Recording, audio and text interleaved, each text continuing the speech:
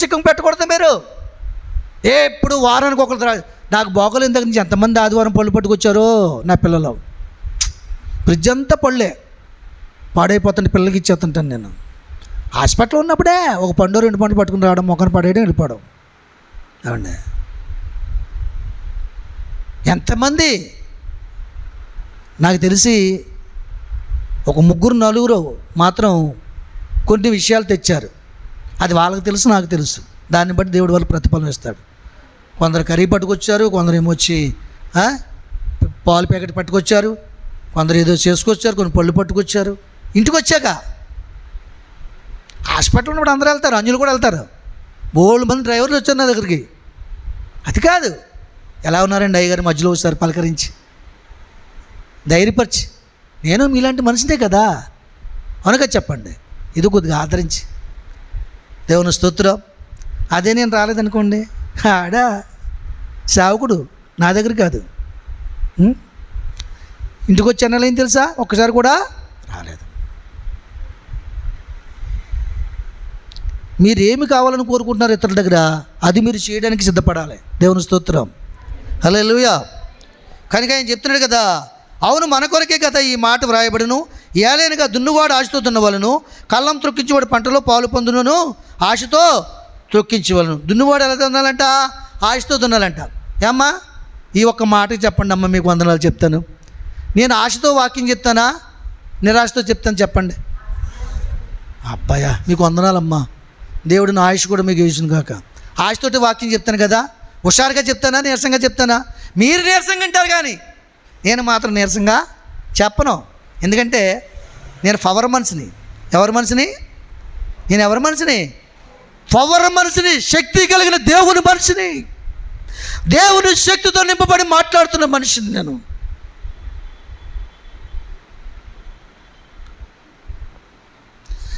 ఆలయంలోకి లోపల ప్రవేశించగానే ఒక పాత పాట విన్నాను నేను, కొత్త స్టైల్లో పాడారు. అది నేను డౌన్లోడ్ చేసుకున్నాను. స్టిక్ ఆ చివరు పిల్లర్ దగ్గర తోసేసాను, నువ్వు ఇక్కడే ఉండాలి ఈ రోజు నుంచి అని. చెప్పలు కూడా దీన్ని మహింపరచండి.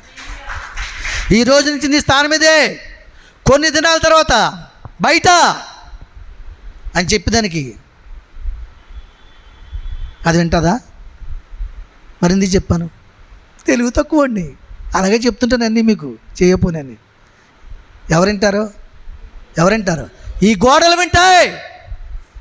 నా మొర వినుచుంది, ఆ బాధనే చూస్తున్నా నా దేవుడు వింటాడు, ఆ స్థితి నాకు కలగజేస్తాడు. దాన్ని శాసించాను ఈరోజు నేను.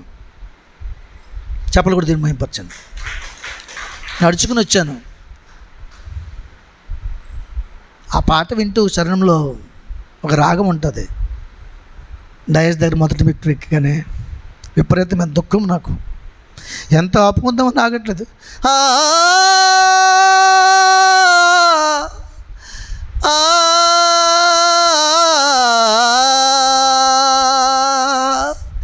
యేసయ్యా నా యేసయ్యా అని 2 పాదాలు మొదటి మెట్టు మీద వేసి చెయ్యి గోడకి పిల్లలు కాంచి నా కన్నులు ఆకాశం అయి పెట్టి దేవుని మహింపరిచి పైకి వచ్చాను. చెప్పలు కూడా దేవుని మహింపరిచాను. నా హృదయం నాకు తెలియకుండానే నలిగిపోతుంది, నాకు దేవుడు చేసిన మేలుని బట్టి. ఒకసారి ప్రతిదినం అలాంటి అనుభవం ఉంటుంది నాకు. చచ్చిపోతే ఆరాధన చేస్తూనే చనిపోవాలి, చావు ఎప్పుడైనా వస్తుంది. కానీ ఆయన నామాన్ని మహింపరుస్తూ మైక్ పట్టుకుని లేక మోకరించి ప్రార్థన చేస్తూ చేతులెత్తి ఆరాధన చేస్తున్నప్పుడే నా గుండె చప్పుడు ఆగిపోవాలి. అది నాకు ధన్యత. దేవునికి మహిమ కలుగును గాక. హల్లెలూయా. దున్నువాడు ఆసక్తితో దున్నాలట. రాకపోయినా సరే పాట పాడతాను కదా, నడవలేకపోయినా నడుస్తాను, ఆరాధన చేస్తాను. మీ అందరికీ తెలుసు, ఏమీ లేకపోయినా అన్నీ ఉన్నవాని వల్లే చేస్తాను. ఎందుకో తెలుసా, నాకు అనుభవం ఉంది.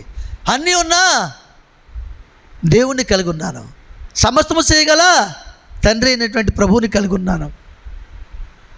నన్ను బలపరచు అని నేను సమస్తము చేయగలను.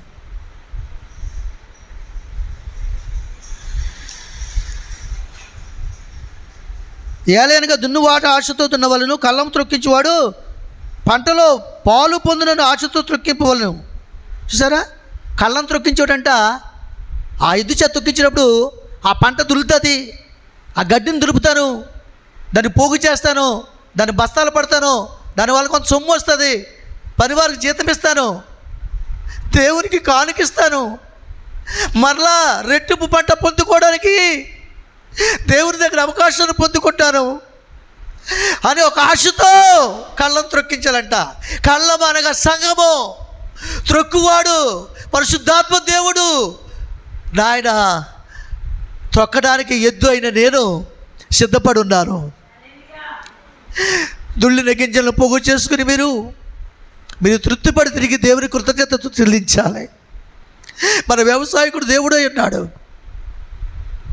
ఆశతో దున్నాలి. మీరేమై ఉన్నారు ఒకసారి మీరు జ్ఞాపకం చేసుకోండి. కృపచూపగల దేవునికి కృతజ్ఞతతో చెల్లించండి.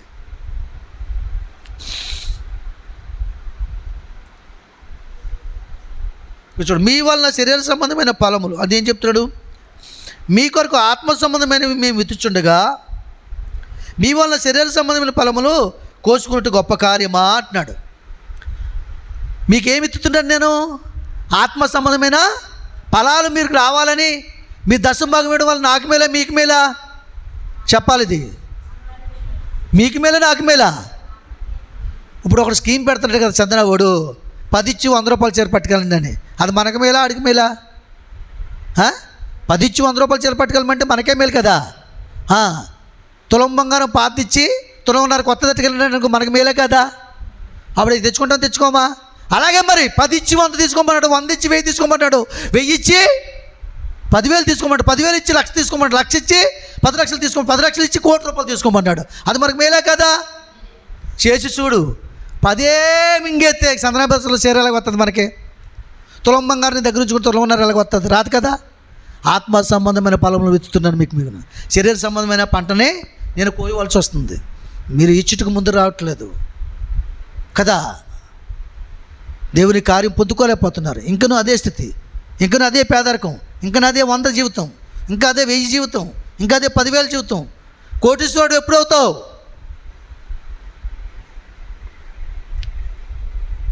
నిరుపేద లేని మీరు ధన్యులు అన్నాడు. ఎందుకో తెలుసా? మీ పేదరికాన్ని నేను ఉంచును, నేను పేదవాడిని అయిపోయి మీకు ఐశ్వర్యవంతుల్ని చేస్తాను. ఎందుకంటే మీరు మీ పేదరికాన్ని మనసులో పెట్టుకుని ఆరాధన చేయట్లేదు, మీ పేదరికాన్ని మనసులో పెట్టిన కానుక పెట్టలేదు, గొప్పవారుగా మీరు ఇస్తున్నారు. కాబట్టి మీరు గొప్పవారినే చేస్తాను, మీ ఆలోచన తలంపుల్లో నెరవేరుస్తాను. చెప్పలు కూడా దీన్ని మహింపరచండి.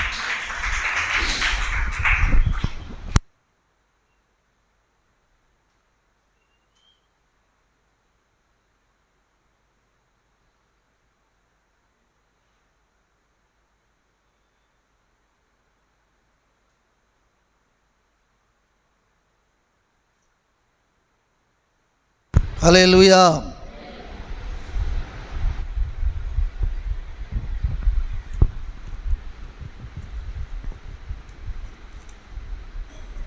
చూడండి, అదే 1 కొరింథీ పత్రిక 9వ అధ్యాయము 13, 14 కూడా చూడండి. కిందనే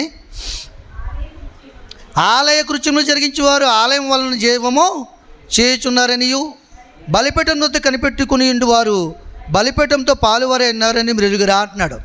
చూసారా, ఆలయ కృత్యములు చేయవారు ఆలయ కృత్యములు జరిగించేవారు ఆలయం వలన జీవనం చేయుచున్నారనియు, బలిపీఠం వద్ద కనిపెట్టుకుని వారు బలిపీఠంతో పాలువారే అన్నారని మీరు ఎరుగురా అంటున్నాడు. చూసారా, మీకు తెలిసే సంగతే మీకు తెలిసే ఈ సంగతి. ఆలయం పనిచేసేవారు ఆలయం వల్ల జీవనాన్ని సాగిస్తారని తెలుసా? మీకు తెలీదా? పంతులు ఉన్నారు, వారు పూజ చేస్తారు ఆలయంలో. వాళ్ళు దేని వాళ్ళు జీవిస్తారు? ఆలయంలో పని చేయబట్టి కదా. అక్కడ వచ్చే కానుకలను బట్టి, కొబ్బరికాయ చెప్పలను బట్టి, అవునా, ఫలాలను బట్టి, దక్షిణని బట్టి జీవిస్తారు. అవునా చెప్పండి. వాళ్ళు ఏమన్నా మనలాగేమన్నా దున్నపోతలు అరకట్టి లేకపోతే వ్యవసాయం చేసి జీవిస్తారా? కదా. ఒకసారి పురోహితుడు ఎప్పుడైతే ప్రతిష్ఠింపబడ్డాడో ఆ ఆలయంలో వచ్చే ఆదాయం వల్ల జీవిస్తాడు. వచ్చినా రాకపోయినా కానీ మంచినీళ్ళు తాగి మళ్ళీ పని చేస్తాడు దేవుడి పని. అవునా కదా. అలాగే దైవజనుడు కూడా అర్థమవడం చెప్తున్నాడు మీకు. వాళ్ళని ఉచ్చరించాలని మాట్లాడట్లేదు, మీకు కనీసం అర్థమవుతుందని చెప్తున్నాను. మీ ఆలయంలో ఆలయ కృత్యములు జరిగిస్తున్నాను. ఉదయకాల ప్రార్థన, రాత్రికాల ప్రార్థన, రేయి మొదటి జామున ప్రార్థన, తెల్లవారుజామున ప్రార్థన, అర్ధరాత్రి ప్రార్థన నేను చేస్తున్నాను. మరి దీనివల్ల నేను బ్రతకాల వద్దా? చెప్పండి అమ్మా.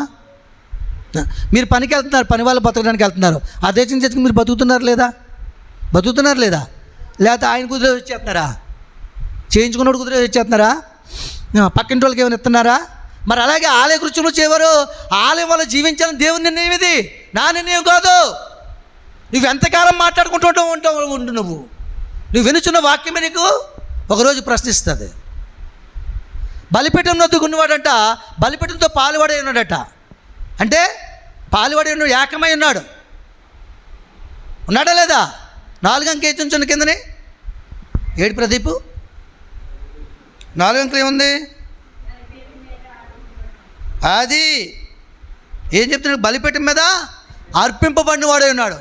నేను బలిపీఠం మీద అర్పిస్తేనే కదా నీకు క్షేమము కదా. మరి బలిపీఠం దగ్గర కాచుకుని ఉండాలి. మీరు అనుదినం ఆయన ద్వారం దగ్గర కాచుకుని ఉండాలి, ఆయన ద్వారం మీద కాచుకుని ఉండాలి. ప్రతి ఉదయకాల సమయంలో ప్రార్థన సిద్ధం చేసుకుని కాచుకుని ఉండాలి. మీరు నేనేం చేయాలి? అనుదినము బలిపీఠం దగ్గర కాచుకుని ఉండాలి. దానికి విరోధంగా ఉంటే నాకు ఆశీర్వాదం లేదు. దేవుని సన్నిధానానికి, దేవుని యొక్క ద్వారానికి, దేవుని యొక్క ద్వారబంధములకి, ఆయన ఆవరణకు దూరంగా ఉంటే మీకు ఆశీర్వాదం లేదు. దేవుని స్తోత్రం, హల్లెలూయా.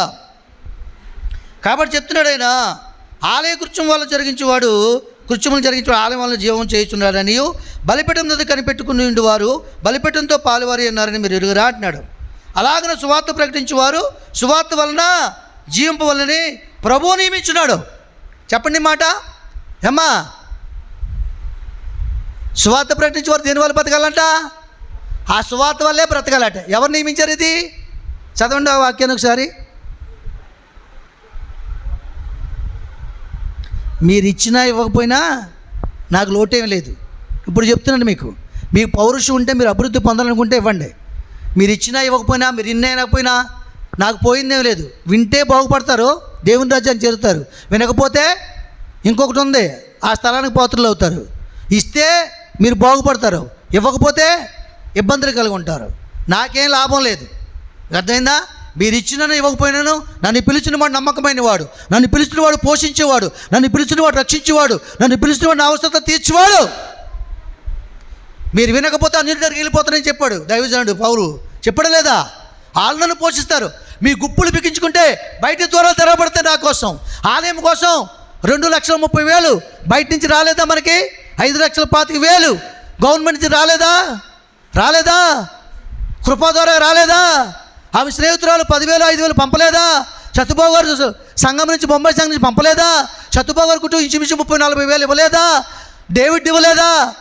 మరి జయమ్మ కుమార్తె ఇవ్వలేదా? మీరందరూ ఇవ్వలేదా? మీరందరూ ఇచ్చింది తక్కువ, బయట వరిచింది చాలా ఎక్కువ. చెప్పలు కూడా దీన్ని మయంపరచండి. ఈ విషయంలో కృతజ్ఞత కలగకూడదండి. మీరందరూ ఇచ్చింది చాలా తక్కువ. నాకు తెలుసు ఎవరెవరు ఎంత ఇచ్చారో. తెలియదా నాకు? గృహ నిర్వాహకుని కదా నేను, పద్దులు రాసేవాడిని కదా, ఖర్చు చేసేవాడిని కదా. 22 లక్షలు అయింది మందిరానికి ఇప్పటికి. ఇంకా 3 లక్షల బ్యాలెన్స్ ఉంది. చెప్పలు కూడా దీన్ని మయంపరచండి. పెట్టగోడ కట్టాలి, టైల్స్ చేయించాలి, వెలివేషన్ ఇంకా చేయించాలి, ఇంకా బోలు పనులు ఉన్నాయి.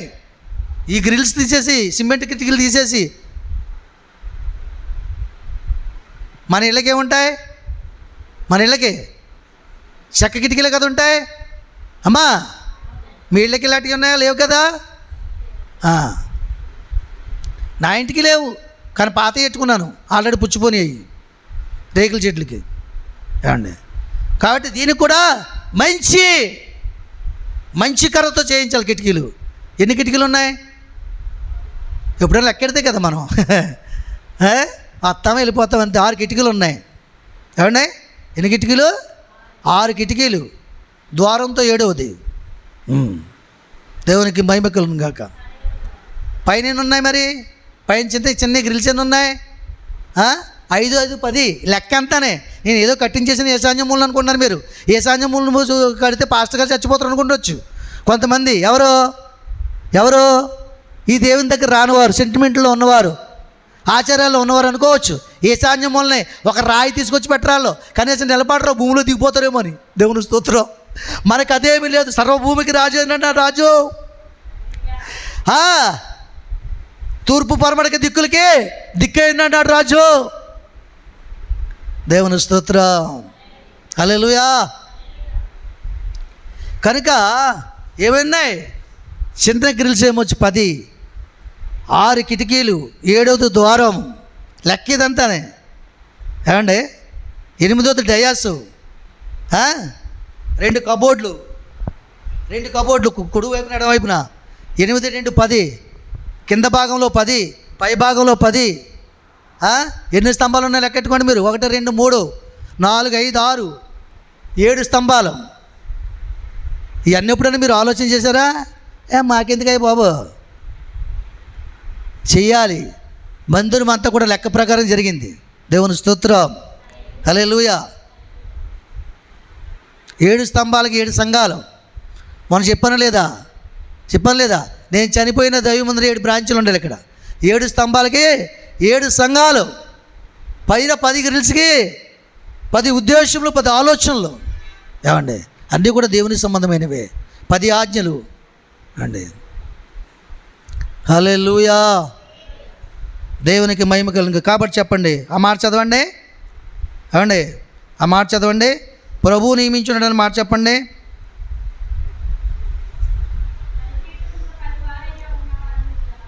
అలాగున సువార్త ప్రకటించువారు సువార్త వలన జీవింపు వలనని ప్రభువు నియమించున్నాడు.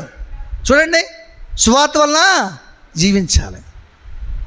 నేను అందుకే ఇప్పుడు ఇంకా దేవుడు ఇంకా నన్ను పరిపూర్ణంలోకి వచ్చాననుకోండి, ఈ సువార్త వల్లే. మీరు కాకపోతే బయట ప్రాంతాలు తీసుకెళ్ళి చెప్తున్నాను మాట, మైండ్లో అండర్లైన్ చేసుకోండి. బయట ప్రాంతాలు తోడుకెళ్ళి నన్ను బలపరిచేస్తాడు దేవుడు. చప్పలు కూడా దీనిమేంపరచండి. నా ప్రార్థనదే. టీవీ ఛానల్ ప్రారంభించకుండా అందుకే ఉచితంగా ప్రకటిస్తున్న ప్రభువా.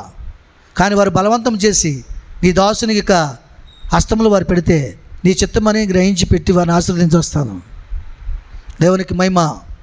హల్లెలూయా. ఇంకొక విషయం చూడండి, ఇంకో దగ్గర 2 కొరింథీ పత్రిక 9వ అధ్యాయం. 2 కొరింథీ పత్రిక 9వ అధ్యాయము 5, 6, 7 వచనాలు. కావున లోగడ ఇచ్చితమని మీరు చెప్పిన ధర్మము పిసితనముగా ఇక ధారాళముగా ఇవ్వాలని చెప్పి సహోదరులు మీ వద్దకు ముందుగా వచ్చి దానిని జమ చేయుటకై వారిని హెచ్చరించుట అవసరమని తలంచితిని. కొంచెముగా విత్తువాడు కొంచెముగా పంట కోయును, సమృద్ధిగా విత్తువాడు సమృద్ధిగా పంట కోయునని ఈ విషయమై చెప్పవచ్చును. సనుగు కొనకయు బలవంతం కాకయు ప్రతివాడు తన హృదయంలో నిశ్చయించుకున్న ప్రకారము ఈ వలనని దేవుడు ఉత్సాహం వచ్చి వారిని ప్రేమించును. మరియు అన్నిటి యందు ఎల్లప్పుడూ మీరు సర్వ సమృద్ధి గలవారై ఉత్తమమైన ప్రతి కార్యం చేయుటకు దేవుడు మీ ఎడల సమస్త విధములైన కృపను విస్తరింపజేయగలడు. ఇందు విషయమై అతడు వెదజల్లి దరిద్రులకు ఇచ్చెను, అతని నీతి నిరంతరం నిలిచెను వ్రాయబడి ఉన్నది. దేవునికి మహిమ కలుగును గాక. చూసారా? కావున లోగడ ఇచ్చేదమని మీరు చెప్పిన ధర్మము పిసినితనముగా ఇయ్యక ధారాళంగా ఇవ్వాలని చెప్పి సహోదరులు మీ యొద్దకు ముందుగా వచ్చి దానిని జమ చేయుటకు వారిని హెచ్చరించుట అవసరమని తలంచితిని. చూసారా? లోగడ మీరు ఇస్తామని చెప్పారు. కొన్ని సందర్భాల్లో నిబంధన చేసుకున్నారు. దశంభాగం ఇస్తా అన్నారు, సమయం ఇస్తా అన్నారు, ప్రతిష్టార్పణలు ఇస్తా అన్నారు. ఇస్తానన్నారు లేదా? ఎప్పుడు ఇస్తానని చెప్పంటారు. నాకు మీ గుర్తులేకపోతే నాకు గుర్తుంది. ఉపవాస ప్రార్థన నిబంధన చేస్తారు. బయట సేవకులు వచ్చి మీ సేవతో నిబంధనలు చేసినప్పుడు. అవునా కదమ్మా? నిబంధనలు చేస్తారు. కానీ ఇప్పుడు మరలా మీ దాసుల చేత దాన్ని హెచ్చరిస్తున్నారు దేవుడు. మీరు ఇస్తామని చెప్పాదు, పిసినితనం కలిగి ఉన్నారు. అయినా మరలా మిమ్మల్ని హెచ్చరించి మిమ్మల్ని మార్గం నడిపించి మంచి తలాంతలు కలిగి మేలు అనుభవించడానికి ఒక మేలుకరమైన మార్గంలో జీవించలాగా ఇతరులు చేయి చాపుకున్నట్లు నీ తండ్రి చేతితో మీరు ఆశీర్వాదం పొందుకున్నట్లుగా మీకు గద్దించుట, మరలా జ్ఞాపకం చేయట, తలంచుట మంచిదని సేవకులను పంపిస్తున్నాను. అనేక మందిని పిలిచి మరి సేవకుడు చెప్పట్లేదా మనకి? ప్రార్థన జీవితం కలిగి ఉండాలి, దశంభాగం ఇవ్వాలి, ప్రతిష్టార్పణలు కలిగి ఉండాలి, కృతజ్ఞత కలిగి ఉండాలి, దైవజనులను ప్రేమించాలి, పరిచర్య చేయట్లో ముందుగా ఉండాలి. ఒక కలెక్టర్ గారు ఏం చేశారంట? మీటింగ్లు అయిపోయిన తర్వాత సాంబార్ ప్లేట్లు ఎత్తుకుని గంపెత్తుకుని వెళ్తుంటే సాంబార్ అంతా కలెక్టర్ గారు కోర్టు మీద కారిపోయిందంట. కారిపోయిందా లేదా? అలా 3 రోజులలో చేసినట్టండి. చేతి ఆఖరిలో దైవజనులు, వాక్యం చెప్పడానికి వచ్చిన దైవజనులు, ఆఖరిలో స్వానికి దైవజనులు పిలిచి, ఆయన ఎవరండి కోర్టు వేసుకుంటున్నాడు, ఆఖరిలో సాంబారు వంపుకుని వస్తున్నాడు, ఎవరండి ఆయన అని అడిగారట. ఆయన జిల్లా కలెక్టర్ గారు అని చెప్పాడంట. దేవుని స్తోత్రం చెప్పండి. అలాగే ఉంటారు మీరు. ఆయన ఎవరట? జిల్లా కలెక్టర్ ఆకులు ఎత్తున్నాడంట. మనం ఆకులు ఇలా ఇసిరేసి అలా ఇసిరేసి చేసుకుంటారు. అలా దైవజనరాలు ఇస్తుంది లాస్ట్లో. లేకపోతే ఎవరో ఇద్దరు పాపం దేవుని ప్రేమ వాళ్ళు ఇస్తారు. నీ ఆకు నువ్వు తీలేవా? అట్టుకుని వెళ్ళి తోవలేసి వెళ్ళాలి. ఏదో గంపలో పెట్టి అన్ని ఆకులు తీస్తే ధన్యత నీకు. ధన్యత కాదా? తను తగ్గించుకునేవాడు దాన్ని హెచ్చింపబడతారు. కలెక్టర్ గారికి ఏం పని? కలెక్టర్ గారికి ఏం పని? మనలాంటి పేదోళ్ళు, రోతోళ్ళు అందరూ తినేసి అన్నీ మోయడం కలెక్టర్ గారికి ఏం పని అండి? ఆఖరి తాగుబోతులు కూడా మీటింగ్కి వచ్చేస్తారు భోజనం కోసం, చికెన్ కోసం. వాళ్ళకి ఏ సువార్త అక్కర్లేదు, భోజనం దొరికితే చాలు. అలాంటి వాళ్ళు ఒకరు కూడా ఎత్తడైనా 3వ రోజు పిలిచి అడిగాడట దైవజనుడిని. ఆయన వేదిక మీకు పిలిచి పరిచయం చేస్తారట. వాక్యం చెప్పిన దైవజనుడు ఆ సాంబార్ కారిపోయి కోటు మీద ఉన్నటువంటి దైవజనుడిని కౌగులించుకుని ఆ సాంబార్ ఆయన రాసుకున్నాడంట.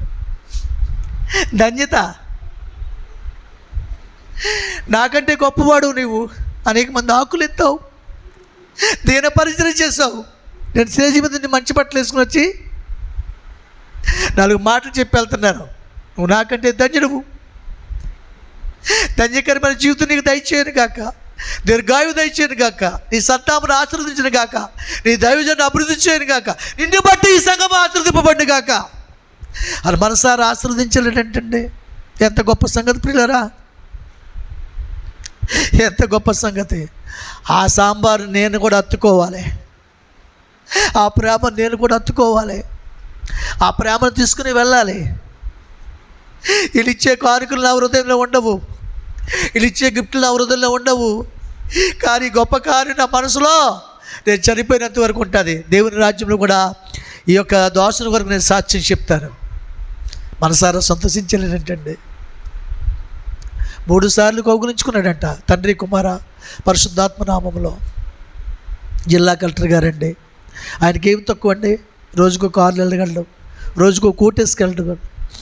బంగారం షాప్కి వెళ్తే బంగారం షాప్ యజమానులు దిగి వచ్చేస్తారు కిందకి, మీకు ఏం కావాలో ఆ మోడల్ చెప్పండి తీసుకొస్తామని. డబ్బులు పంపొద్దని చెప్తారు, డబ్బులు ఇవ్వద్దని చెప్తారు, కానీ ఉంచుకోరు వారు నీతిమంతులు. ఎంత గొప్ప సంగతి. చెప్పలు కూడా దేవుని మహిమపరచండి. మరొక మాట అక్కడ చూపిస్తున్నాడు చూడండి. సనుగు కొనుకయో బలవంతంగా ఇవ్వద్దని చెప్తున్నాడు. సమృద్ధిగా ఇవ్వాలి. కొంచెంగా ఇచ్చేవాడిని కొంచెంగా ఆచరిస్తాడు, ఉత్సాహంగా ఇచ్చేవాడిని దేవుడు ఉత్సాహంగా ప్రేమిస్తాడు. దేవునికి మహిమ కలుగును గాక. ఇంకొక మాట చూపించి ముగిస్తాను చూడండి మీకు. 1 తిమోతి పత్రిక 6వ అధ్యాయము. 1 తిమోతి పత్రిక 6వ అధ్యాయము 17, 18, 19 వచనాలు చూడండి. అవునండి. ఇహమందు ధనవంతులైన వారు గర్విష్ఠులు కాక అస్థిరమైన ధనమందు నమ్మకం ఉంచక, గట్టిగా చదవండి, సుఖముగా అనుభవించుటకు సమస్తమును మనకు ధారాళంగా దయచే దేవుని యందు నమ్మకించుడి. చూసారా, ఇహమందు ధనవంతులైన వారట. నిజంగా ఇహమందులు ఎవరైనా ధనవంతులు ఉన్నారనుకో, వారి గర్విష్ఠులు కాకూడదట. నీకు ఇచ్చిన గృహాన్ని బట్టి, బంగారాన్ని బట్టి, ధనాన్ని బట్టి గర్విష్ఠులు ఉండకూడదట. క్రైస్తవులో ఉన్న గర్వం మామూలు గర్వం కాదు, అది పైకి కనబడదు, లోపల దాచబడుతుంది. తెలుసా మీకు సంగతి? వింటున్నట్టు వింటారు కానీ, వాళ్ళకి ఇష్టమైన మాటలు వింటారు కానీ, వాళ్ళని గద్దించిన మాటలు మనసులోకి తీసుకోరు. అదొక గర్వం. అవునగా చెప్పండి. అలా సివేసి వదిలేస్తారు తప్ప అడిగితే సమాధానం చెప్పరు. ఎందుకు చెప్పరు? వినలేదు కాబట్టి చెప్పరు, వింటే చెప్తారు. అవునగా చెప్పండి. అది మనోగర్వం. మీకు అర్థమవుతుందండి. కొంతమంది బయటికి గర్వంగా ఉంటారు. నాకు 7 కొడుకురా, ఏం కావాలి, వారానికి ఒక డోసు తీసుకెళ్ళి పెంచుతాడు అనుకుంటాడు. కానీ 7 కొడుకులు అమెరికాలో ఒకడో, రష్యాలో ఒకడో, చైనాలో ఒకడో, ఆఫ్రికా దేశంలో ఒకడో, ఇంగ్లాండ్లో ఒకడో, ఇరాన్లో ఒకడో జాబ్ చేసుకోవడానికి వెళ్ళిపోతారు. బాగా చదివించేయటం మరి ఏం చేస్తాడు? వెళ్ళిపోయారు వాళ్ళందరూ. ఈయన హాస్టల్లో పడేశారు. ఆ హాస్టల్లో ఆయాలు ఏం చేస్తారు? ఒకడు పోటు పొడిచిలేగా తినేస్తున్నాం మమ్మల్ని అని గుద్ది పరిచయం చేసి ఇక తిను అని చెప్పేసి ఏం చేస్తారు? కంచం పట్టుకొచ్చి ఎత్తర పడేరా. ముందు సాంబార్ వేస్తారు, తర్వాత కూర వేస్తారు. తినా ఏమనుకున్నాడు? 7 కొడుకులు 7 వారాలు తీసుకెళ్ళి వైభవంగా పెంచుతాడు అనుకున్నాడు. ఒక లోకమంతి సంపాదించుకుని తన ప్రాణంతో చెప్తున్నట్ట, నా ప్రాణమా నీకేం పర్లేదు, నీవు బ్రతుకున్నంత కాలం నీకు సంపాదించేసాను, కొట్లలో కూర్చాను, నువ్వు హ్యాపీగా ఉండు అని ఎలకెళ్ళి పడుకుని అర్ధరాత్రి ఆకాశం వైపు కళ్ళు అంటున్నాడంట. ఆయనకు స్వరం వినపడుతుందంట, ఎర్రివాడా ఈ రాత్రి నీ ప్రాణమును అడుగుచున్నాను. తిననుకుంటున్నాడో, తిన ప్రాణం తిన ఆధీనంలో ఉంది, దాన్ని పెంచాలి పోషించాలని సంపాదించాడు. దేవుడు ఏమనుకున్నాడు? ఇడు వెర్రాడు, అందుకని వెర్రాడా ఈ లోకపు వెర్రితో జీవించుకో, ఈ లోకపు వెర్రి కలిగి జీవించుకో. వెర్రివాడా నీ ప్రాణం నీ వశంలో లేదు, నా వశంలో ఉంది.